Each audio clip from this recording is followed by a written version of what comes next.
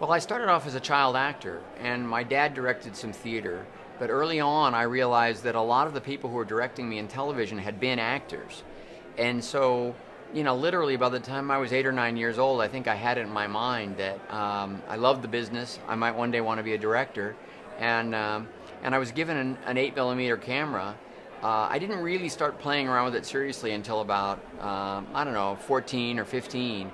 But I think the key to all of that, of course it's so much more advanced now, is starting to grasp an understanding of the power of editing. Well, actors are always at the center of the sort of the problem solving that goes with trying to work a scene out, and whether it's movement or with lines, what they have to say, and so I think it's a really great training ground. It's not seeing the whole picture, but nonetheless, the process is kind of similar. Then when you start directing, you just step away and you don't just look at your characters' problems and questions. You sort of look at the overview of the story. So for me, it was a pretty natural transition. I even suggest to people who have no interest whatsoever in acting, but want to be directors or writers, producers, to take some acting classes, to be in some plays, understand what it is to sort of be vulnerable, be out there, and be a part of telling the story, communicating it directly to the audience. It was important to me to be as adventurous as I could be and not get labeled the way I had been as an actor. But also, it's just a reflection of the kinds of movies that I love. Like the one thing you haven't seen yet is a horror film. I don't think I would understand how to really make a good horror film, but I do love fantasy and sci-fi.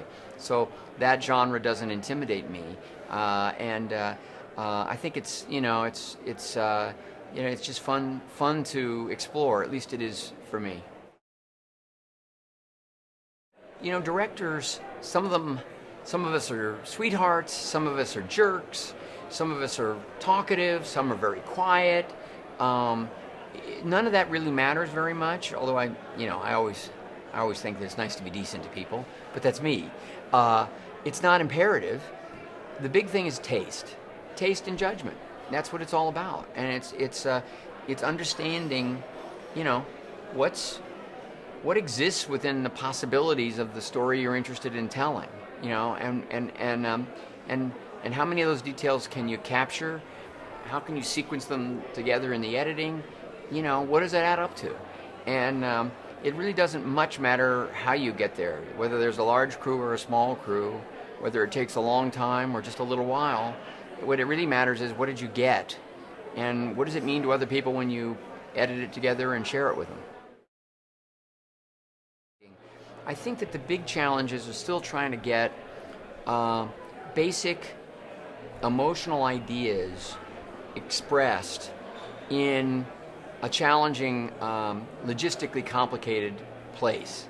So either the weather is a factor, crowds, technical difficulties, all that's going on, and in the middle of it is something really human and emotional that's going to require, acting with focus and sensitivity.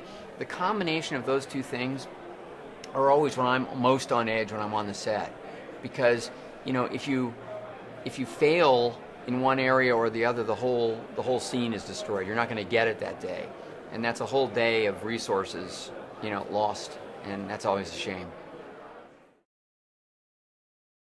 One of the things that I suggest to almost anybody, and I do it myself from time to time, is whatever the genre, if there's a movie and there's a that you particularly like, and there are sequences that you remember and that you think are cool, watch them over and over again. Watch them a couple of times with sound, and then watch them a couple of times without sound.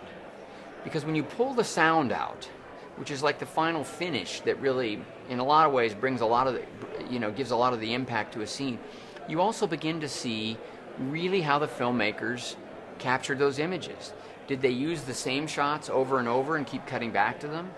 Was it always a different shot and a different angle? Is the camera moving? Is it static? What's the language that they're using, and what does it mean? And and it answers so many questions, because we sort of understand movies intuitively, but when you really start breaking them down and understanding what was done on the day to create that sequence of shots that we love, that has an impact on us, it's like a light goes off. You just begin. It simplifies everything and removes a lot of the mystery. Anybody can shoot anything, but it's how you begin to build it and piece it together that I think means the most. And of course, the editorial software is so cool now that anybody should take advantage of that, and and start putting together images.